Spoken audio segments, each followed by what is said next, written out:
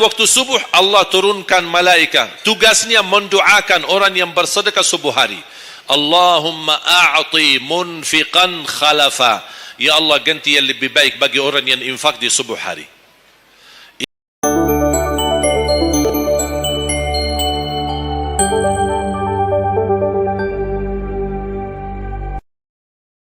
Assalamualaikum warahmatullahi wabarakatuh. Alhamdulillah kita bisa berjumpa lagi di channel ini. Salawat dan salam tetap tercurahkan kepada junjungan kita Nabi Muhammad Shallallahu Alaihi Wasallam. Semoga kita selalu diberikan kesehatan, dilimpahkan rezeki, dipanjangkan umur, amin. Sedekah subuh, kenapa saya berkata sedekah subuh? Bukan berarti tidak boleh sedekah di waktu yang lain. Semua sedekah boleh di setiap waktu dan setiap saat, hari Jumat maupun selain hari Jumat. Tapi sedekah subuh itu termasuk sedekah yang terbaik. Kenapa? Bukan kata saya, tapi kata Rasulullah sallallahu alaihi wasallam. Setiap waktu subuh Allah turunkan malaikat, tugasnya mendoakan orang yang bersedekah subuh hari. Allahumma a'ti munfiqan khalafa. Ya Allah, ganti yang lebih baik bagi orang yang infak di subuh hari.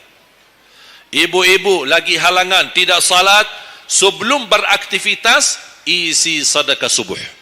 Anda tidak usah susah-susah mencari anak yatim dan orang miskin di subuh hari. Mulai hari ini masing-masing bikin kotak amal atau botol atau kaleng, simpan di rumah. Setiap habis salat subuh sebelum beraktivitas isi sedekahnya. Apalagi kalau sedekah itu disertai doa. Begitu Anda sedekah, sebutkan hajatmu. Ya Allah, dengan berkah sedekah ini, ya Allah, saya ingin nikah. Mudahkan jodoh.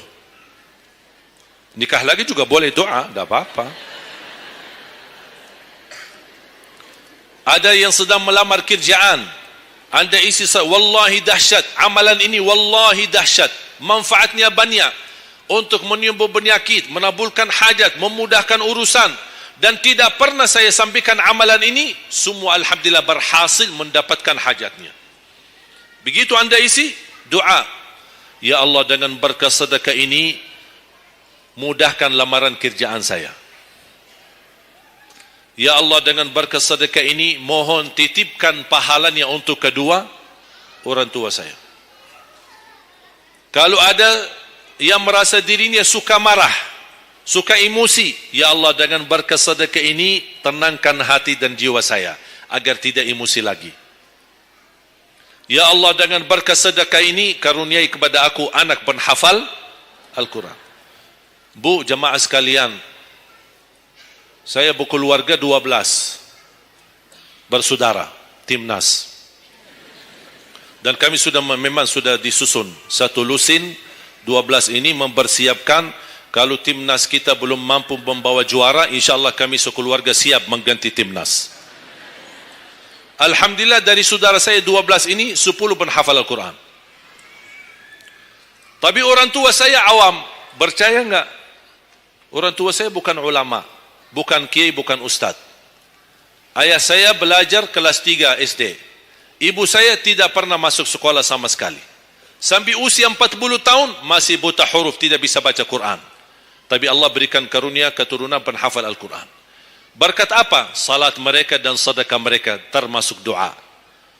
Itu berjuangan mereka. Alhamdulillah, sekarang ayah saya, ibu saya penghafal Al-Quran, yang jadi gurunya anaknya sendiri. Sekarang di Indonesia saya bawa 5 adik saya dan ditugaskan menjadi imam tarawih. Saya bawa mereka pindah dari Arab kemari. Ada 5. Yang perempuan sudah dinikahkan sama orang Indonesia, orang Jakarta. Dan saya dorong adik saya yang perempuan untuk menghafalkan suaminya biar jadi penghafal Quran. Yang 4 laki-laki, ada yang 2 bawa istrinya masing-masing dari Arab, yang 2 lagi saya nikahkan di Indonesia sama orang Indonesia. Ada 1 sama orang Sunda, 1 sama orang Lombok. Jangan khawatir Bu, masih ada lagi. Bahkan saya dorong adik-adik saya semua wajib nikah 4. Masing-masing 4 istri. Kenapa? Supaya banyak keturunan. Kalau bisa setiap satu istri 12, satu lusin. Masya Allah, luar biasa. Mengapa? Karena kita punya perjuangan yang masih panjang. Cita-cita saya mencetak 1 juta penghafal Al-Quran di Indonesia. Ketika saya datangkan adik saya tugaskan sama mereka dan tegas, kalau kalian datang hanya mau berhiburan, pulang. Kalian di sini untuk bersama-sama memperjuangkan untuk mencetak 1 juta penghafal Al-Quran. Dan alhamdulillah program ini sudah jalan. Dan kita terus memperjuangkan, dan saya harap semua jamaah insya-Allah berkenan terlibat dalam program ini. Cita-cita saya semua masjid se-Indonesia insya-Allah diimami imam penghafal Al-Quran 30 juz. Bahkan lebih hebat lagi cita-cita saya, insya-Allah saya yakin akan terjadi. Insya-Allah di demikian hari, di waktu yang Allah insya-Allah tentukan, insya-Allah presiden kita penghafal Al-Quran. Coba, ya Allah, rasanya enak. Langsung diumumkan di Masjid Istiqlal, khatib dan imam salat Idul Fitri, penghafal Al-Quran 30 juz, Presiden Republik Indonesia. Oh, mantap. Imam salat Idul Adha, Presiden kita. Salat Jumat, khatib dan imam, Presiden kita. Tidak perlu ganti imam. Udah, tidak perlu ganti imam, subhanallah, luar biasa. Coba, saya kagumi ketika membaca dan melihat YouTube-nya Presiden Erdogan, Turki. Walaupun beliau bukan penghafal Al-Quran, tapi murattal bacaannya beliau, Masya Allah. Mana ada sekarang presiden di dunia Islam sebagaimana bacaannya yang benar. Ini sudah saatnya, tapi bukan sekarang ya, nanti maksud saya, sabar dulu. Nanti jadi kacau nanti, semua, sabar dulu. InsyaAllah ada waktunya, InsyaAllah. Mulai dari sekarang kita ayo bersama-sama mempersiapkan untuk kalau anda gagal menjadi penghafal Al-Quran, jangan gagal anakmu, cucumu, generasi yang ini semua. Kita melihat, saya bangga. Kenapa saya semangat untuk mencetak 1 juta penghafal Al-Quran? Itu berkatnya acara Hafiz Indonesia. Nonton kan acara Hafiz Indonesia? Nangis ya? Alhamdulillah. Habis tisu kan? Tahu enggak salah satu karunia Allah untuk Indonesia? Ada teman saya berusaha punya TV di Arab. Beliau ingin membuka dan membuat acara Hafiz Indonesia versi Arab, tapi gagal. Kenapa? Karena tidak menemukan jumlah yang banyak penghafal Al-Quran di bawah usia 10 tahun. Hanya Indonesia saja. Malaysia kalah, Indonesia saja. Di bawah 10 tahun.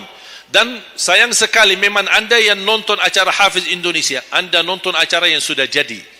Tapi anda belum tahu apa yang kami berjuangkan di belakang layar. Sebelum acara Hafiz Indonesia, 4 bulan bekerja keras. Sambil tim turun ke lapangan, ke desa-desa, kampung-kampung, ke pulau-pulau untuk menumpulkan dan mendatangkan, menghadirkan para penghafal Al-Quran. Ketika dibawa di Jakarta, 2 bulan berturut-turut kami didik mereka. Yang awalnya pemalu, awalnya ada yang mohon maaf, kencing di celananya sendiri. Saking tidak berani, takut. Alhamdulillah sekarang menjadi mereka pemberani. Bahkan mereka berlumba-lumba azan subuh. Mereka berlumba-lumba membangunkan sesama saudaranya. Sama-sama tertib, makan. Kita menghadirkan dokter kesehatan, kita menghadirkan dokter psikologi jiwa untuk menjaga perasaan mereka selama 2 bulan. Didampingi kadang-kadang ibu mereka, didampingi kadang-kadang ayah-ayah mereka. Dan semua rata-rata sepakat orang tua mereka, tidak pernah kami merasakan bangga memiliki anak sebagaimana kami melihat perjuangan di Hafiz Indonesia. Dan alhamdulillah begitu selesai acara Hafiz Indonesia, kami tidak tinggalkan mereka. Kami terus kawal, kami terus pimpin. Dan alhamdulillah mereka di kampung masing-masing sudah membangun rumah tahfiz. Ada yang membangun pesantren untuk mencetak dan melahirkan jumlah yang banyak penghafal Al-Quran. Dan ini perjuangan luar biasa.